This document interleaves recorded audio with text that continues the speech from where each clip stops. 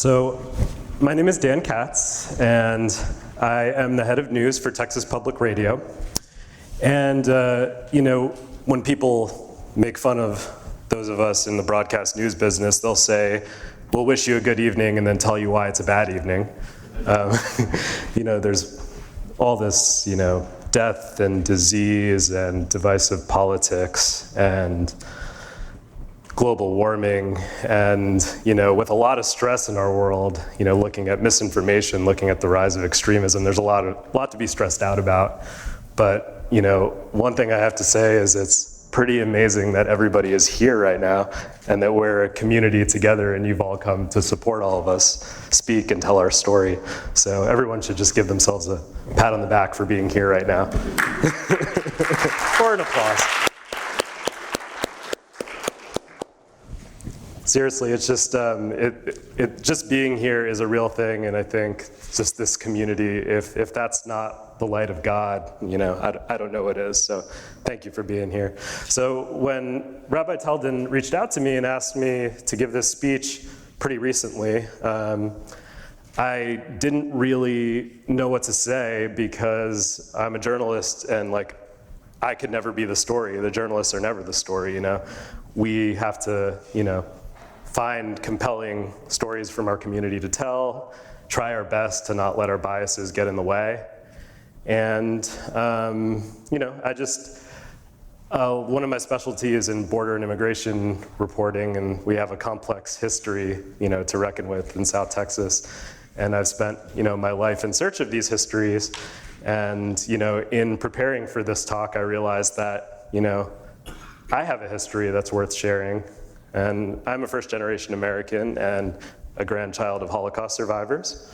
On my mom's side, my grandmother grew up in Łódź, Poland, and it was actually the site of the second largest ghetto outside of Warsaw. And it was one of the toughest experiences because they basically were there for the entire war. My grandmother survived in this, de facto prison of about 200,000 people because she was stylish and she was good at making hats. And so she made hats for the German army, and she was able to live.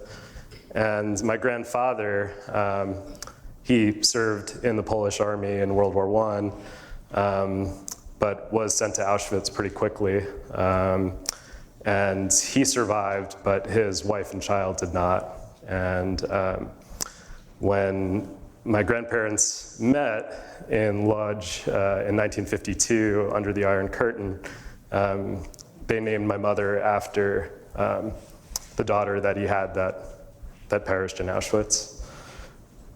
On my dad's side, my grandmother is from Hungary, a very small town. I still don't really know quite how to pronounce it. It's called Szatahely-Hóhely. I think I'm very close at it. And, the Germans didn't invade Hungary until later in the war, so she had a little bit of a different experience, but ended up in Auschwitz as a young girl. And she ended up surviving because she was young enough to work, and she got sent to Germany to work in a factory that was manufacturing different parts for warplanes at the time. And my grandfather, he is from a small area in Ukraine called Munkach. And it's actually been 4 different countries over the last 100 years. It's been Austrian-Hungarian Empire, it's been Czechoslovakia, it's been Soviet Union, it's been Ukraine. And the reason he was able to survive was he forged documents, at the age of 14 and joined the British Army to fight the Nazis. And he ended up surviving too. And it really has taken a lifetime for me to understand the enormity of this and the enormity of my history and who I am when I'm walking around and when I'm, in this media space trying to tell people stories and trying to make sense of what's going on in the world. They made a much more comfortable life for my parents, and then I lived, a much more comfortable life. I grew up in New Jersey, and I went to college at the University of Florida, and I chose journalism as a field. Really had anything open to me, but I gravitated towards the difficult task of holding power to account and making sense of a really confusing world full of misinformation, not really being sure what to believe sometimes, especially when you talk about, what our government and what governments tell you. And I would say my journalism and my Judaism didn't really cross paths until just a few weeks ago, when a group of neo-Nazis showed up in our community. And that was something that I had heard a lot about. My grandparents told me a lot about that in the 90s, but I never quite understood it because, I lived in a nice Jewish community in Fort Lee, New Jersey. I went to Hebrew school. I was in AEPI, a Jewish fraternity in college, and I've had a pretty comfortable life. And I've spent a lot of my time reporting on, the plight of migrants and immigrants, but never really thought about us as Jews and what we're currently experiencing today. And when that happened, even though I'm like a manager of 30 people, I'm not supposed to be doing stories myself. I jumped in and I felt I had a responsibility to cover it. And the day after I did that first story, I was actually in the late morning at the HEB on the Alon HEB on Northwest Military in Wurzbach. And I saw the group of people there, and it was before the San Antonio Police Department even knew they were there. And I think everybody in this room probably has a sense of the kind of things that they were holding up, the kind of things they were saying across from the JCC, which was holding a Holocaust remembrance event at the time. And it was crazy. I stayed there with them for hours, and I was even face to face with them at points. I didn't have a haircut at the time. They were making fun of my Jufro. They were trying to say anything they could to get me to engage with them. There wouldn't be a better headline than, Texas Public Radio news director punches out neo-Nazi. And it was really, really hard to not engage because, as I thought about it and as I talked to others who had the same experience, if my grandfather would have seen that, he would have taken that as a threat to him. And, in covering that, it was a really difficult thing to cover because I was trying to get information out to the public, but also not trying to give these people a platform and not trying to show what was, on their signs, the things that they were using megaphones to yell into people's cars out openly, something I've never experienced before.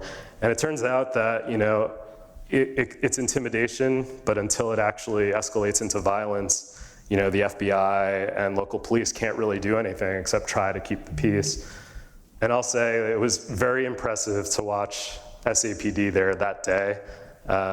There were lots of folks coming through that parking lot trying to yell back and forth at them. And those neo-Nazis too were very much trying to get the police to bite and do something. And they were very professional, and they, stood by our side. And as I was reporting and interviewing, different leaders in the Jewish community, they said one blessing that came out of all of this was the way the community united and closed ranks against these people who were out in the open doing something that I don't think a lot of us in this room have seen, with our eyes before. I at least haven't. And when we covered the 83rd anniversary of Kristallnacht last week, it was last Tuesday, there was the lead pastor at the United Methodist Church. He summarized it really amazingly in saying, "Not in our city, not on our dirt, and never again." And it was the same thing from different faith leaders and different civic leaders, including our district attorney, including the leaders of including from the Bexar County Sheriff's Department and SAPD too. And I gotta say, I think my grandparents would be really proud about how our community handled it. They would be. We didn't give them what they wanted. We didn't engage with them. And the community showed up for us. And I feel like we invited the entire San Antonio community in to say, never again with us.